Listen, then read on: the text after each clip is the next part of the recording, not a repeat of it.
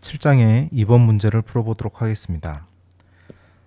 다음 회로는 이제 L을 포함하고 있는데, 즉 인덕터를 포함하고 있는데 RL 회로를 해석하기 전에 여기서 필요한 우리가 몇 가지 중요한 것들을 확인하고 넘어가도록 하겠습니다.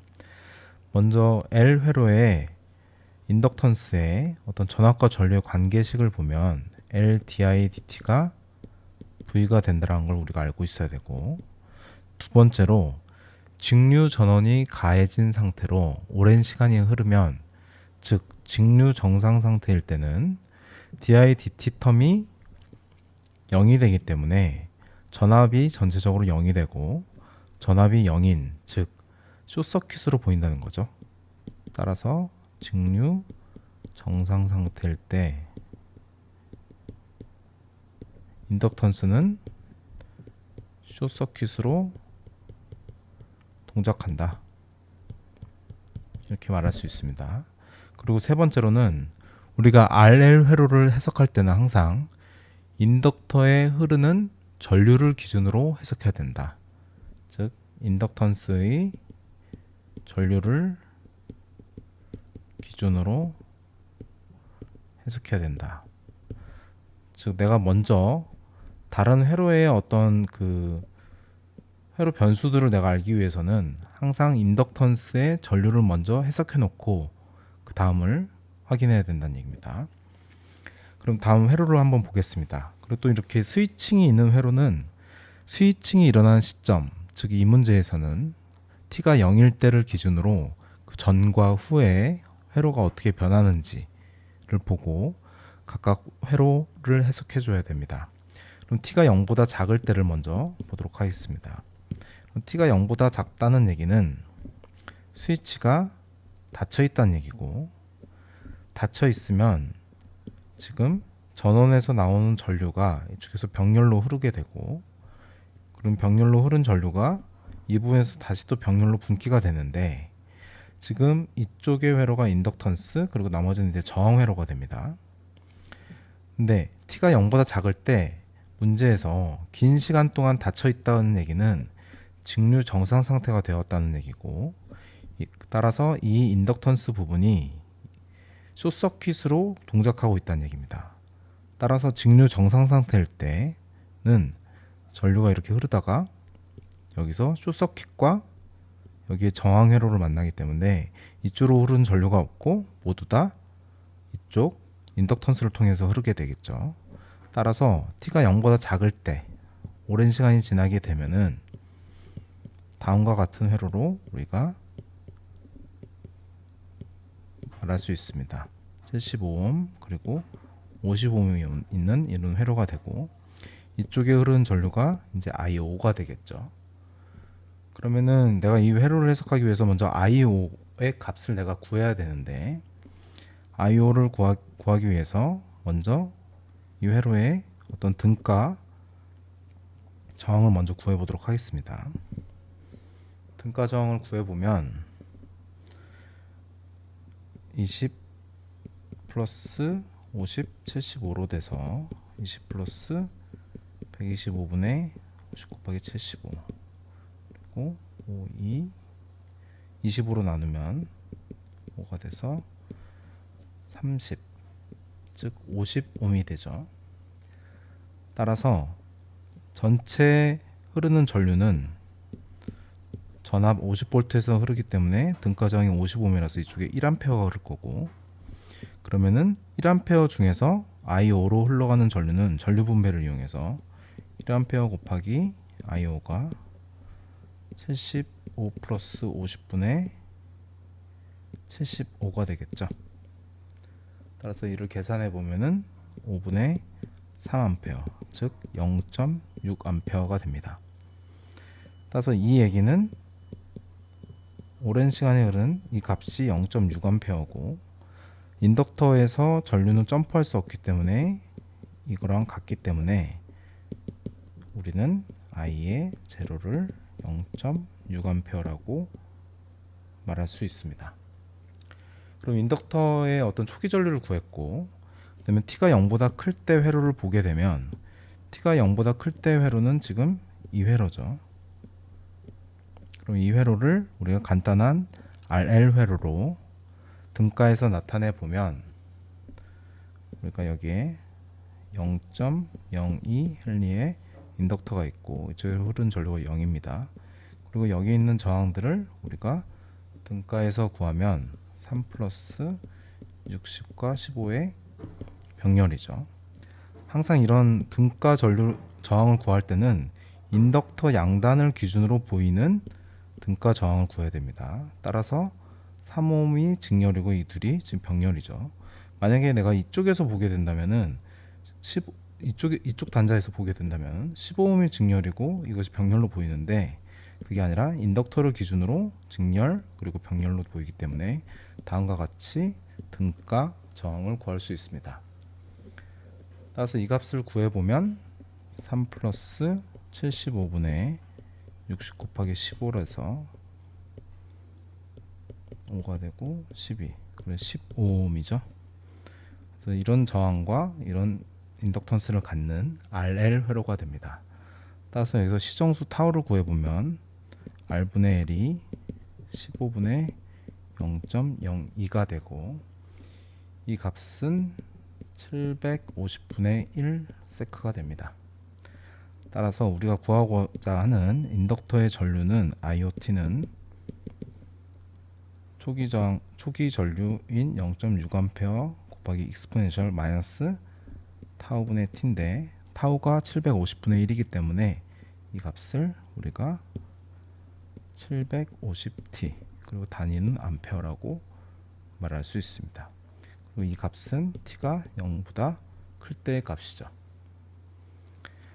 다음으로 이제 두 번째 문제를 풀어보도록 하겠습니다. 첫 번째 문제는 우리가 해석을 하고 났더니 인덕터의 어떤 전류를 우리가 구한 거고 B번에서는 VOT를 구하라고 되어 있죠. VOT는 이제 구하는 방법이 이쪽에 흐르는 전류를 가지고 구할 수가 있겠죠. 이쪽에 흐르는 전류를. 그러면은 또 VOT 같은 경우는 인덕터에 흐르는 전류 IO가 있는데 이 값이 양쪽으로 지금 전류 분배해서 흐르고 있죠. 따라서 식을 써보면 이쪽으로 흐르는 전류를 내가 I60이라고 하겠습니다.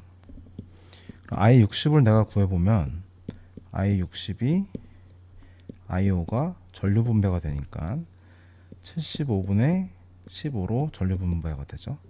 즉 5분의 1이 돼서 이게 0.12의 익스포넨셜 마이너스 750t가 되고 이때 VO를 구해보면 VO는 60ohm 저항에 흐르는 전류 I60과 저항값 60으로 나타낼 수가 있는데 이때 전류의 방향과 전압의 극성을 보면 전류 방향이 위로 오르고 있고 전압의 극성이 반대니까 이 값을 마이너스 I60으로 우리가 쓸 수가 있겠죠.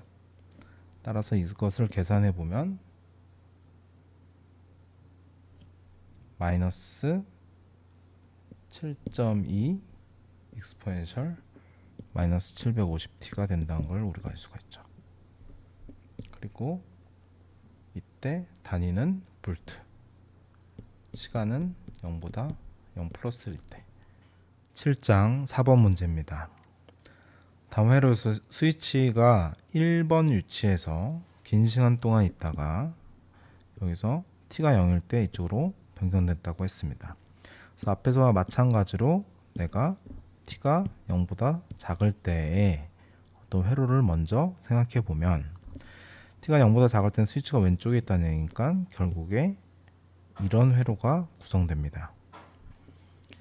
그럼 이 회로에서 인덕터이기 때문에 우리가 문제를 풀어야 될 때는 문제에서는 지금 VOT를 구하라고 했지만 이 문제를 풀 때는 인덕터에 흐르는 전류 I를 기준으로 먼저 풀어야 됩니다. 그럼 이 값을 우리가 I라고 놓고 IL이라고 놓겠습니다. 놓고 문제를 풀어보도록 하겠습니다. 그럼 이 회로에서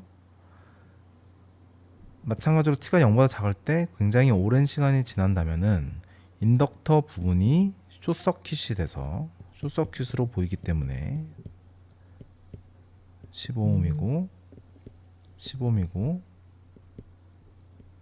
40옴이고 숏서킷으로 보이고 8옴인 형태로가 되고, 이때 여기서 흐르는 전류가 IL이 되겠죠. 그러면은 우리가 이 문제에서 등가 저항을 먼저 구해서 풀어보도록 하겠습니다. 아니면 우리가 메쉬나 어떤 노다를 이용해서 해석할 수도 있는데, 이것은 간단한 회로이기 때문에 등가 저항을 먼저 구해보면 25 플러스 40과 8이 지금 병렬로 되어 있죠. 25 플러스 48분의 40 곱하기 8이 되고 6이 되고, 계산해보면 이 값이 31.67옴이 됩니다.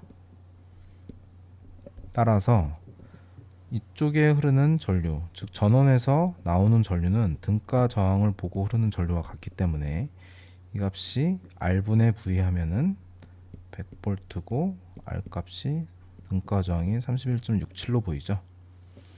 그러면은 IL은 결국 이 I라고 하는 값이 31.67분의 100이라고 하는 값이 전류 분배가 이루어졌기 때문에 48분의 40으로 볼 수가 있고, 이를 계산해 보면은 2.63A가 나옵니다.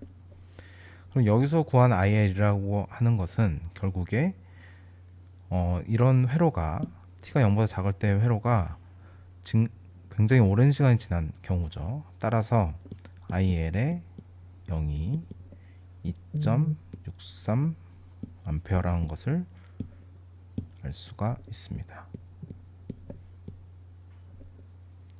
자, 다음으로 이제 t가 0보다 클 때를 계산해 보면, t가 0보다 클 때를 회로를 보면 이 회로가 바뀌어서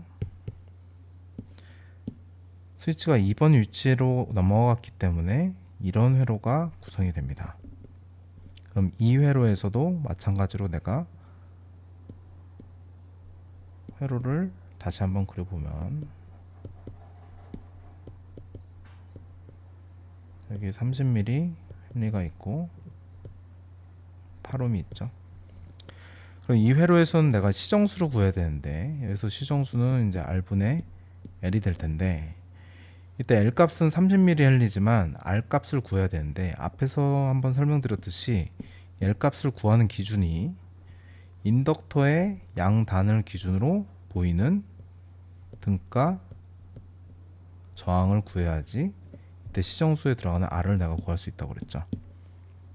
그러면 이것을 내가 구해보면 지금 이 나머지 회로에 대한 어떤 등가 회로죠. 즉 이 위에 제가 덧붙여서 그려보면 저 인덕터를 제외한 회로의 어떤 등가 저항을 구해야 됩니다. 이 값을 보면 여기는 이제 직렬로 연결되어 있고 여기서 병렬이 되죠. 병렬이 되는데 40옴과 5옴과 10옴의 병렬이죠. 따라서 등가 저항을 이렇게 나타낼 수가 있습니다. 위에서는 REQ가 8옴이 직렬이고 40옴의 병렬로 10 플러스 5가 직렬로 연결된 이런 회로가 되고, 계산해보면 8 플러스 여기가 15니까 55분의 40 곱하기 15가 되죠. 그래서 이것을 계산해보면 18.9옴이 됩니다. 따라서 우리가 구하고자 하는 시정수는 R분의 L인데 이 값이 18.9옴분의 30mm 헨리가 되고, 계산하면 이 값이 630분의 1이 됩니다. 따라서 우리가 구하는 인덕터에 흐르는 전류 IL에 대한 시간에 대한 함수를 구해보면 앞에서 구했던 인덕터의 초기 전류 2.63 곱하기 익스포넨셜 마이너스 타우분의 t인데, 타우가 630분의 1이니까 마이너스 630t라고 얘기할 수가 있고, 단위는 암페어입니다. 그리고 이때는 t가 0보다 클 때에 대한 얘기죠. 다음으로 이제 문제에서는 이제 V5에 대해서 구하라고 그랬죠. V5는 결국에 이 IL이 동일하게 흘러 들어갑니다. 따라서 오메 법칙에 따라서 V5는 IL 곱하기 8이고, 이때 전압의 극성과 전류의 방향을 봐야 되는데 전류가 전압의 플러스 방향으로 들어가니까 그대로 IL 곱하기 8로 우리가 쓸 수가 있죠. 그러면 이 값은 여기에 8을 곱한 값 21.04 익스포넨셜 마이너스 630t 볼트라고 얘기할 수가 있고, 이때 전압은 점프할 수 있으니까 0 플러스 이렇게 말할 수 있습니다. 7장의 9번 문제 풀어보도록 하겠습니다. 다음 회로에서 t가 0일 때 스위치가 닫힌다고 되어 있습니다. 그러면 t가 0보다 작을 때의 회로는 스위치가 열려 있으니까 이 회로만 보이게 됩니다. 이때 A번에서는 IO 0-를 구해보면, 지금 스위치가 열려 있기 때문에 IO는 스위치로 흘러들어가는 전류인데 스위치가 열려 있으므로 회로가 구성되지 않아서 0A가 흐른다고 말할 수가 있고, 다음에 IL의 0-를 구해보면 이게 스위치가 긴 시간 동안 열려 있기 때문에 인덕터 자체는 숏서킷으로 동작하게 되겠죠. 따라서 25V 전원이 공급하는 전류는 결국에 등가정으로 보면은 50ohm과 200ohm, 즉 250ohm이 직렬로 연결되어 있는 이런 회로에서 흐르는 전류가 돼서 결국에 R분의 V로 0.1A가 흐르게 됩니다.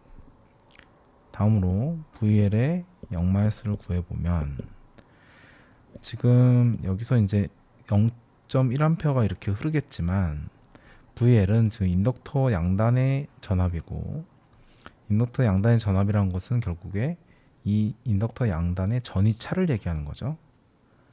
하지만 여기가 숏서킷이기 때문에 전이차가 제로라서 이 값이 0V로 말할 수 있습니다.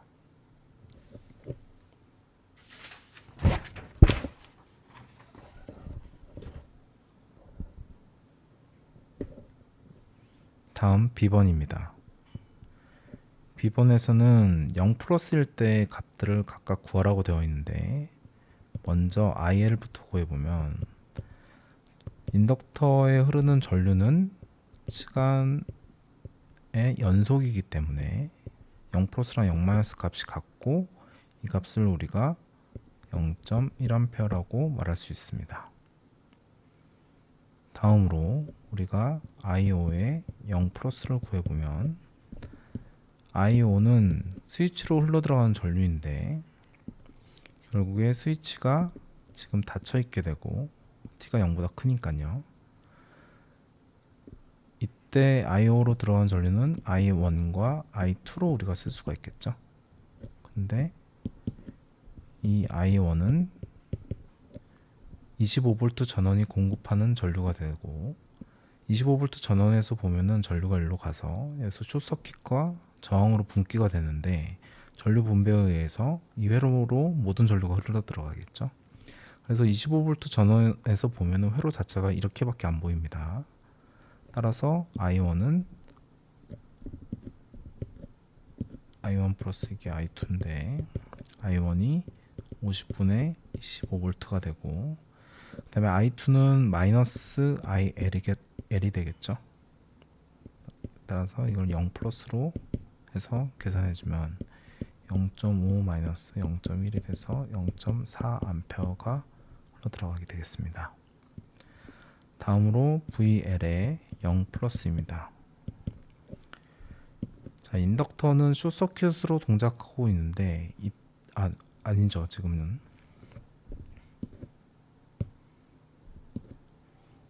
다음으로 VL의 0 플러스입니다. 자, VL이라고 하는 것은 인덕터 양단에 걸리는 전압인데, 인덕터 주변의 회로를 내가 다시 그려보면 여기에 200ohm이 있고 여기에 50mH가 있는데, 실제 여기도 회로가 있죠. 50ohm이 있고 여기에 25V, 이게 이제 t가 0보다 클 때 회로입니다. 근데 이때 결국에 여기에서 KVL이 성립하게 됐죠.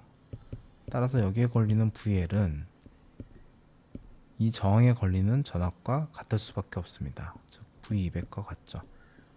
왜냐면 이 회로로 보면은 여기가 전위가 모두 같고 숏서킷이니까 여기 전압과 여기 전압은 같겠죠.